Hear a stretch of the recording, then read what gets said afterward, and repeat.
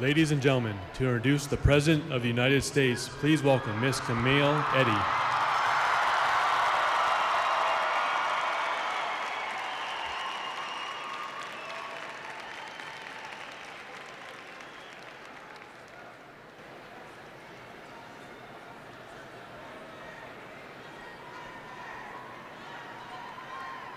Hello, my name is Camille Eddy. I am a sophomore majoring in mechanical engineering. And I am absolutely proud to be a Bronco.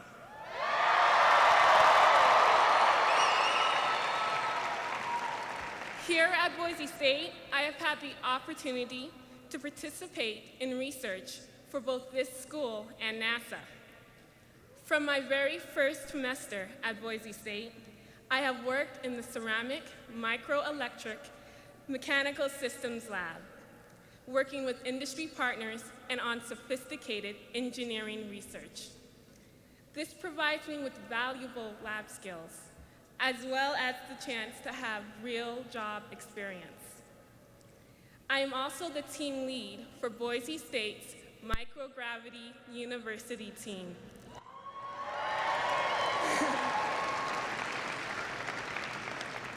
We are developing a tool for astronauts to collect rocks on future asteroid missions. I have learned that being a student at Boise State is not just about going to class and getting an A. It is about taking advantage of every opportunity you have to excel. There is a spirit of leadership at this school, and each one of us can have a part of it.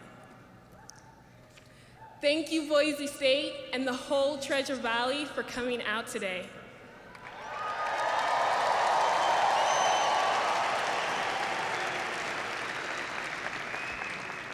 Would you please help me welcome the President of the United States of America.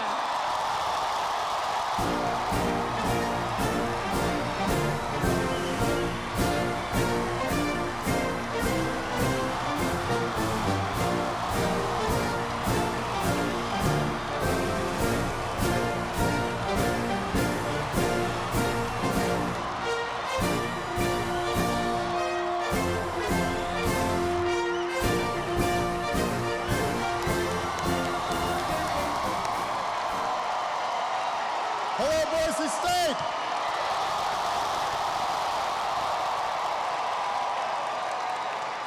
Oh, it's good to be back. Can everybody please give Camille a big round of applause for that introduction?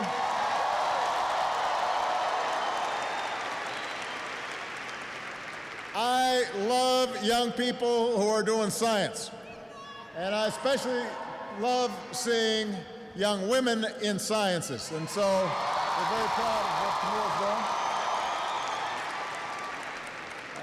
A couple other people I want to mention. Your mayor, Mayor Beater, is here. Where is he? Where is he? There he is. Flew back with me on Air Force One, and he didn't break anything. It was amazing, though, when we were coming back, he was telling me the story about his grandfather, an immigrant from the Basque region, coming here, and how he would herd sheep, and for 5 years he'd be up in the mountains, in the hills, and then come down to town for like 2 months, a year, and the rest of the time he was up there, and I figured his dad was a pretty tough guy, because I bet it gets kind of cold up in the hills. Another person I want to mention, this is somebody who I actually have known for a really long time. He was lieutenant governor in Illinois, now is your outstanding president here at Boise State. President Custra, give him a big round of applause. There he is. It's good to see Illinoisans do something with their lives. We're proud of them. Thanks to all the Broncos for having me.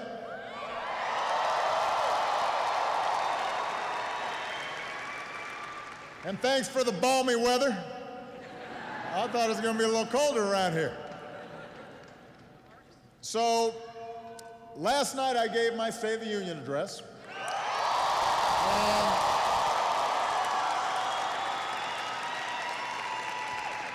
today I'm going to be shorter. It won't be too short, just a little shorter.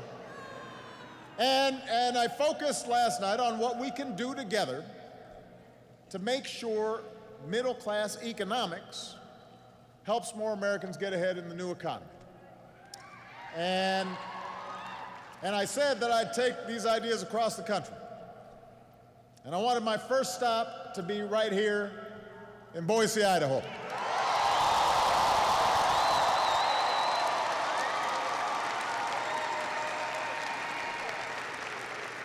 Now, there are a couple reasons for this. The first is because last year, Michelle and I got a very polite letter from a young girl named Bella Williams, who is here today. Where's Bella? There she is, right there. Wave, Bella. Bella's 13 now, but she was 12 at the time. So she wrote me a letter and she said, I know what you're thinking. Wow, what's it like in Boise, Idaho? So she invited me to come visit. And she also invited me to learn how to ski or snowboard with her. Now, as somebody who was born in Hawaii, where there's not a lot of snow, let me put it this way, you do not want to see me ski. Or at least the Secret Service does not want to see me ski.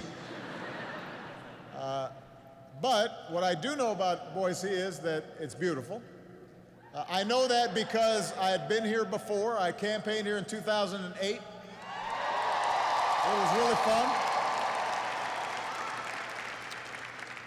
And the truth is, because of the incredible work that was done here in Idaho, it helped us win the primary, and you know, I might not be president if it weren't for the good people of Idaho.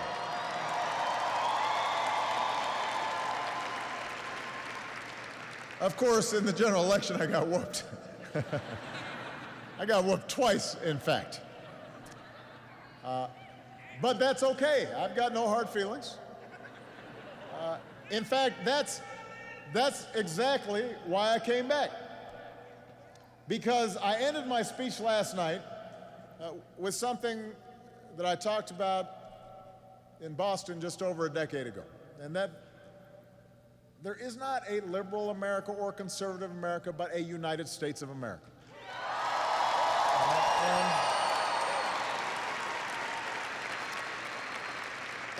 Today, I know it can seem like our politics are more divided than ever. In a place like Idaho, the only blue turf is on your field.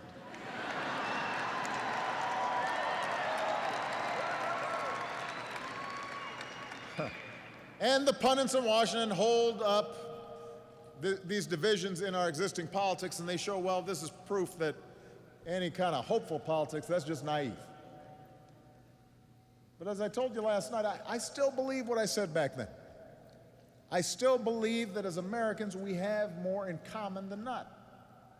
You know, we have an entire industry that's designed to sort us out. Right? Our media is all segmented now, so that instead of just watching, 3 stations, we got 600, and everything's market segmented, and you got the conservative station and the liberal stations, and so everybody's only listening to what they already agree with. And then you've got political gerrymandering that sorts things out so that every district is either one thing or the other.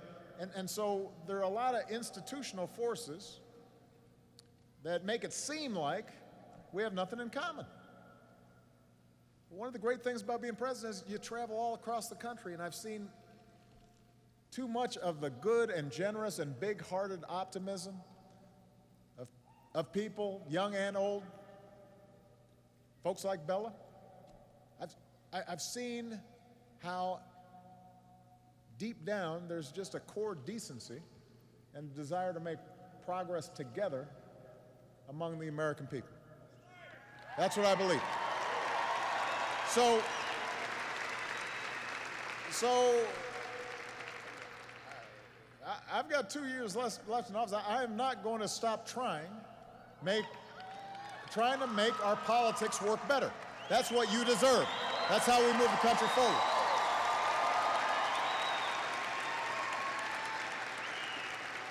And Idaho, we've got big things to do together. I may be in the fourth quarter of my presidency, but here at the home of the team, with the most famous Statue of Liberty play in history,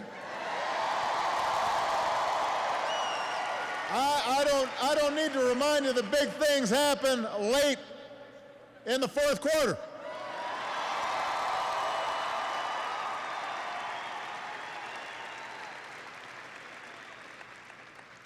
So here's where we're starting in 2015. Our economy is growing. Our businesses are creating jobs at the fastest pace since 1999. Our deficits have been cut by 2/3. Our energy production is booming. Our troops are coming home.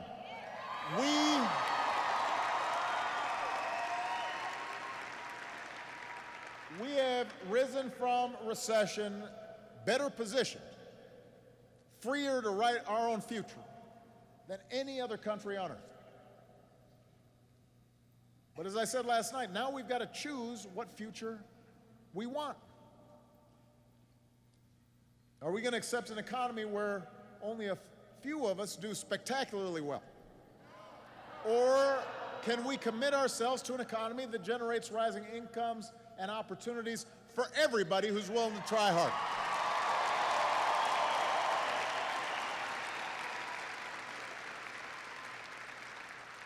Now, for 6 years, we've been working to rebuild our economy on a new foundation. And what I want people to know is, thanks to your hard work and your resilience, America is coming back. And you'll recall when we were in the midst of the recession, right after I came into office, there was some arguments about the steps we were taking. There were questions about whether we were doing the right thing. But we believed we could reverse the tide of outsourcing and draw new jobs back to America. And over the past 5 years, our businesses have created more than 11 million new jobs. We believed that with smart energy policies, we could reduce our dependence on foreign oil and protect our planet. Today, America is #1 in oil production and gas production and wind production. And every 3 weeks, we bring online as much solar power as we did in all of 2008.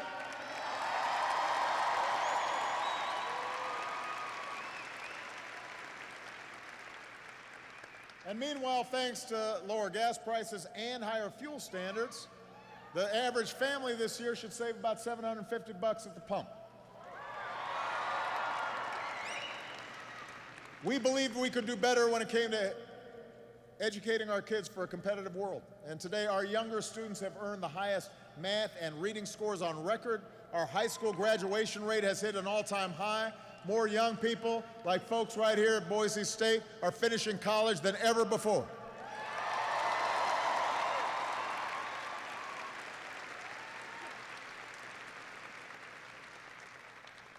We figured sensible regulations could encourage fair competition and shield families from ruin and prevent the kind of crises that we saw in 2007, 2008.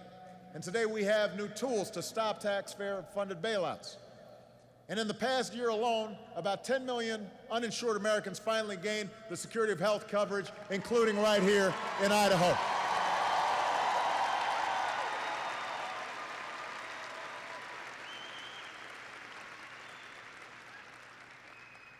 Now sometimes,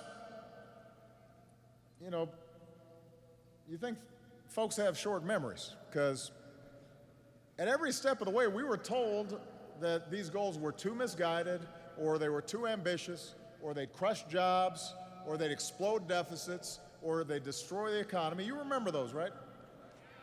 I bet that every step we took, this is going to be terrible. And instead, we've seen the fastest economic growth in over a decade. And we've seen the deficits, as I said, go down by 2/3. And people's 401ks are stronger now because the stock market has doubled. And healthcare inflation is at the lowest rate in 50 years. Lowest rate in 50 years. Here in Boise, your unemployment rate has fallen below 4%, and that's almost 2/3 from its peak 5 years ago. So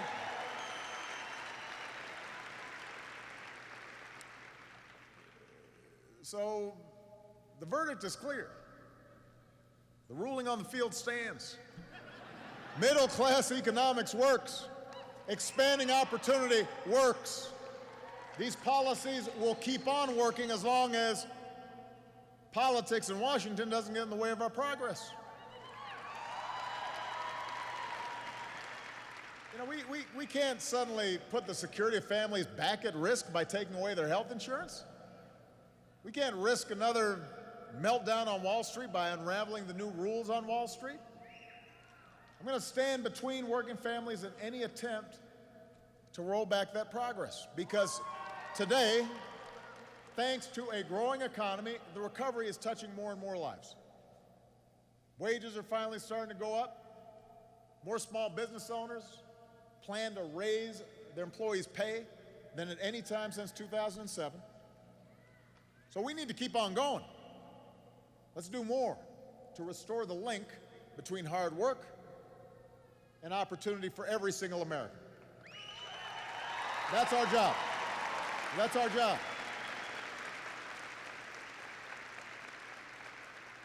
Let's make sure all our people have the tools and the support that they need to go as far as their dreams and their effort will take them. That's what middle-class economics is. The idea that this country does best when everybody gets a fair shot, and everybody's doing their fair share, and everybody's playing by the same set of rules. We don't want to just make sure that everybody shares in America's success. We actually think that everybody can contribute to America's success. And when everybody is participating and given a shot, there's nothing we cannot do.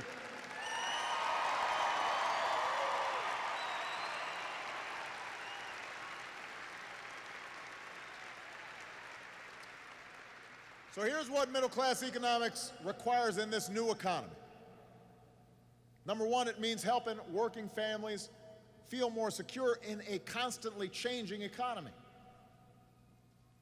It means helping folks afford child care and college and paid leave at work and health care and retirement.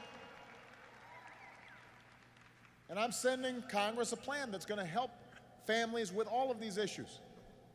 Lowering the taxes of working families, putting thousands of dollars back into your pockets each year. Giving you some help. Number two, middle-class economics means that we're going to make sure that folks keep earning higher wages down the road.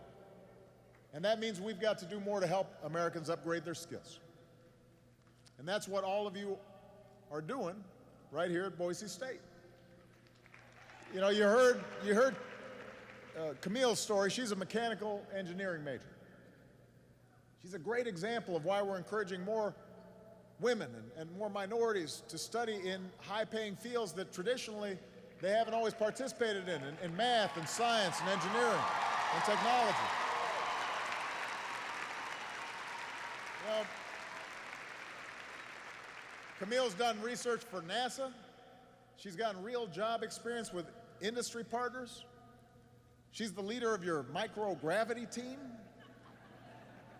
And by the way, she's a sophomore. So by the time she's done, she might have invented time travel by the time she's done here at Boise. But the point is, I want every American to have the kinds of chances that Camille has, because when we've got everybody on the field, that's when you win games. I mean, think about if we had as many young girls focused and aspiring to be scientists and astronauts and engineers. You know, that's a whole slew of talent that we want to make sure is on the field. And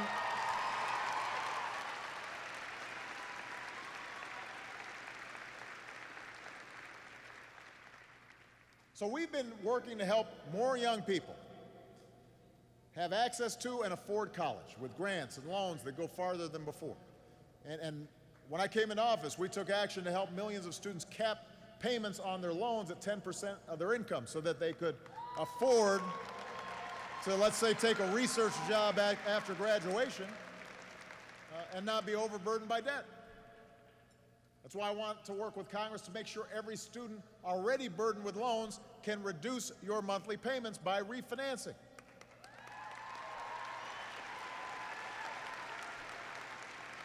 But there are a lot of Americans who don't always have the opportunity to study someplace like Boise State.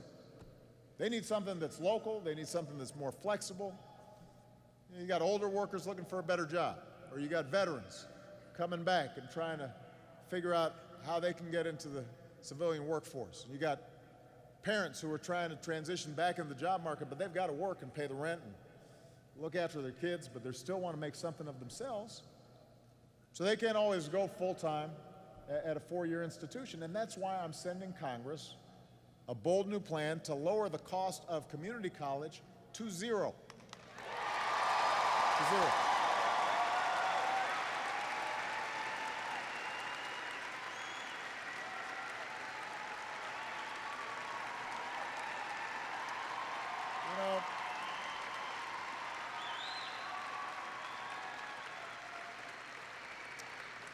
The idea is, in the new economy, we need to make 2 years of college as free and as universal in America as high school is today.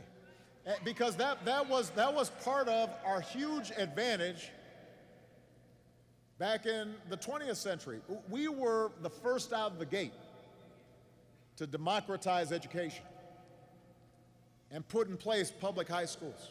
And so our workforce was better educated than any other country in the world. But the thing is, other countries caught up. They figured it out. They looked at America and said, why is America being so successful? Their workers are better educated. We were in the cutting edge then. Now we've got to be pushing the boundaries for the 21st century. And just like we pick up a tool to build something new, we can pick up a skill to do something new. And that's something that you're doing right here at Boise. You know, every year you sponsor Hack Fort, which is, for those of you who are not aware, this is a tech festival that brings the community together to share knowledge and new skills with one another. And I know we've got some folks from some of Boise's dozen or so tech meetups here today.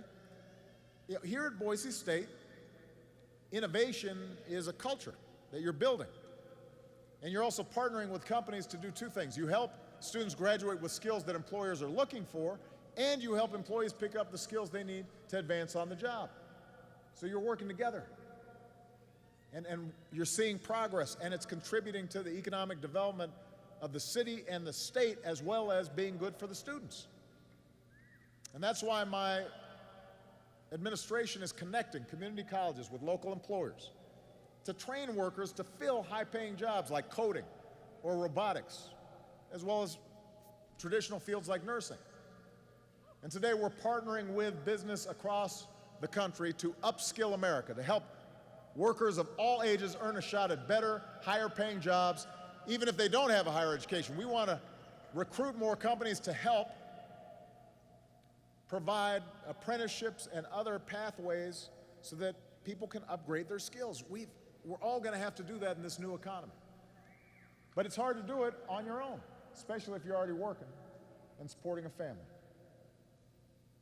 Now, as we better train our workers, we need the new economy to keep churning out high-wage jobs for those workers to fill. And that's why the third part of middle-class economics is about building the most competitive economy in the world. We want good jobs being created right here in the United States of America, not someplace else.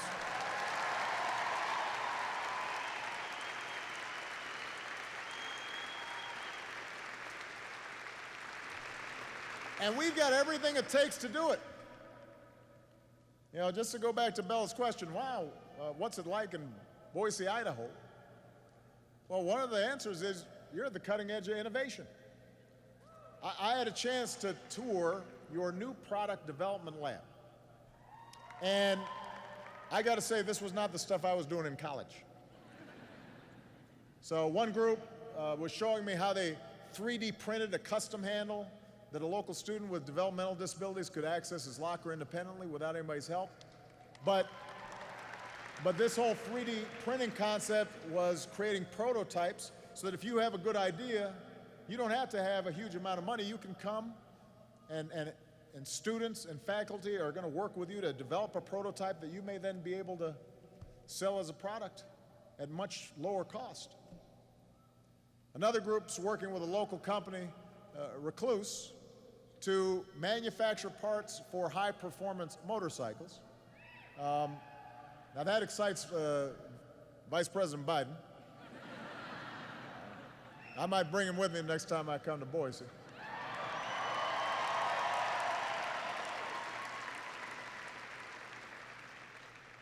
Some of your faculty and students are working with next-generation materials like graphene, which is a material that's thinner than paper and stronger than steel. It's amazing. And the work you do here is one of the reasons why Boise is one of our top cities for tech startups.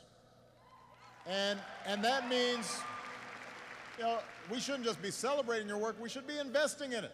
We should make sure our businesses have everything they need to innovate, expand in this 21st century economy. The research dollars that leads to new inventions.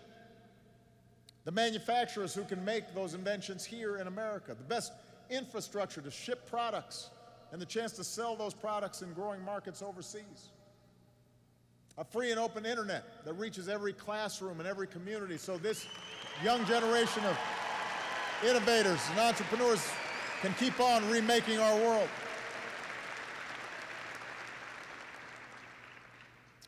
Now, those of you who were watching last night know that I made these arguments before Congress.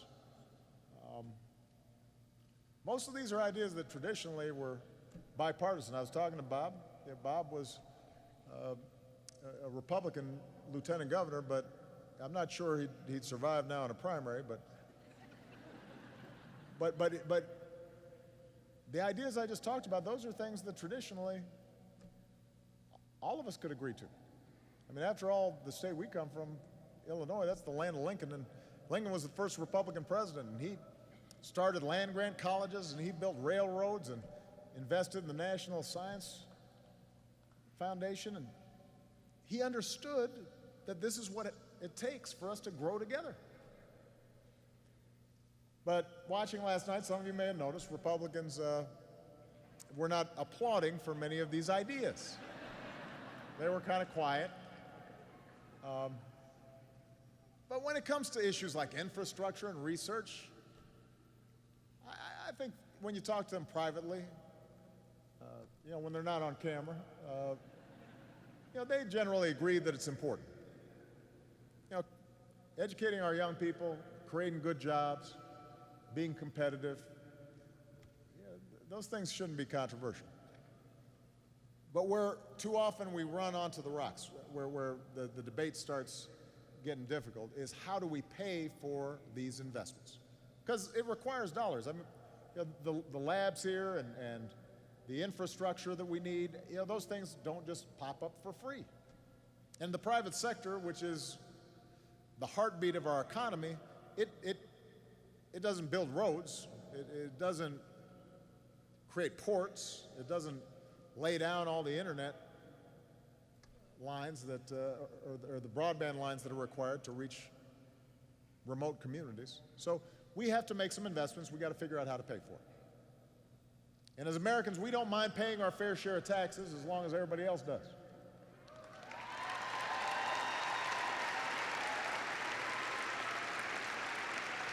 Where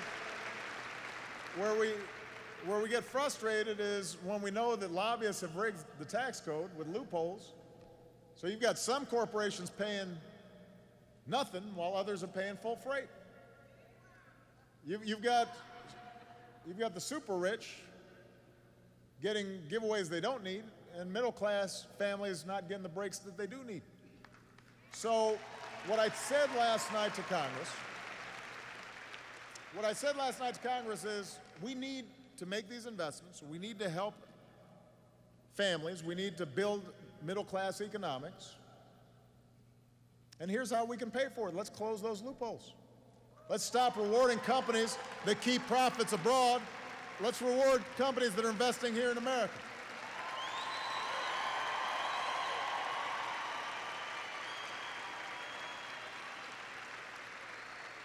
Let's close the loopholes that let the top 1 or 0.1 or 0.01% avoid paying certain taxes and use that money to help more Americans pay for college and child care. The idea is let's have a tax code that truly helps working Americans, the vast majority of Americans, get a leg up in this new economy. And, that's what I believe in. That's what I believe in. I believe in helping hardworking families make ends meet. And I believe in giving all of us the tools we need so that if we work hard, we can get good-paying jobs in this new economy. And I believe in making sure that our businesses are strong and competitive and making the investments that are required. That's where America needs to go. And I believe that's where Americans want America to go. And if we do these things, it'll make our economy stronger, not just a year from now or 10 years from now, but deep into the next century. Now, I know there are Republicans who disagree with my approach. I could see that from their body language yesterday.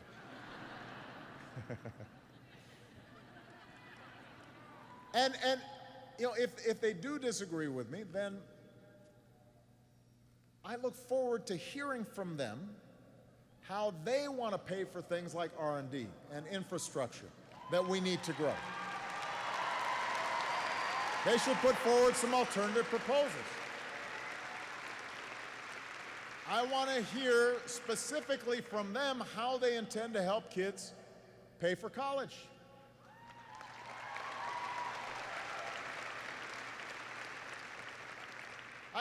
It is perfectly fair for them to say, we've got a better way of meeting these national priorities. But if they do, then they've got to show us what those ideas are. And what you can't do is just pretend that things like child care or student debt or infrastructure or basic research are not important. And you can't pretend there's nothing we can do to help middle-class families get ahead. There's a lot we can do.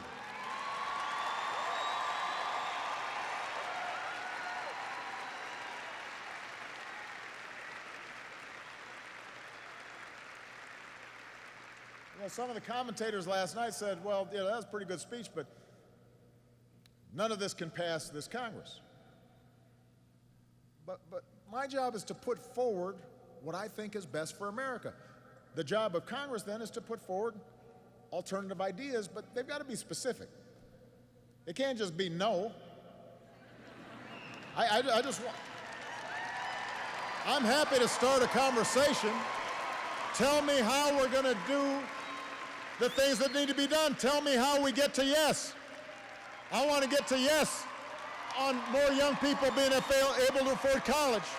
I want to get to yes on more research and development funding. I want to get to yes for first-class infrastructure to help our businesses succeed. I want to get to yes. But you got to tell me. Work with me here. Work with me. Come on. Don't just say no.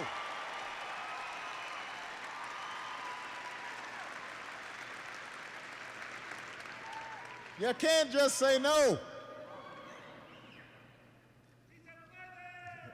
Si se puede. Yes, we can. Look, we may disagree on politics sometimes. Not may. We often, all the time, disagree. That's the nature of a democracy.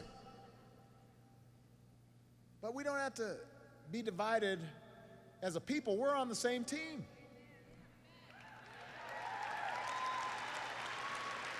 You know, when the football team divides up into offense and defense, you know, they probably go at it pretty hard during practice, but they understand, well, we're part of the same team. We're supposed to be rooting for each other. If a quarterback controversy arises and there's a competition, I'm going to be fighting real hard to get that starting spot, but if I don't get it, I'm going to be rooting for the team. You know, whoever we are, whether we are Republican or Democrat or independent or young or old or black, white, gay, straight, we all share a common vision for our future. We want a better country for your generation and for your kids' generation. And I want this country to be the one that shows the world what we still know to be true, that we are not just a collection of red states and blue states. We are still the United States of America. That's what we're fighting for.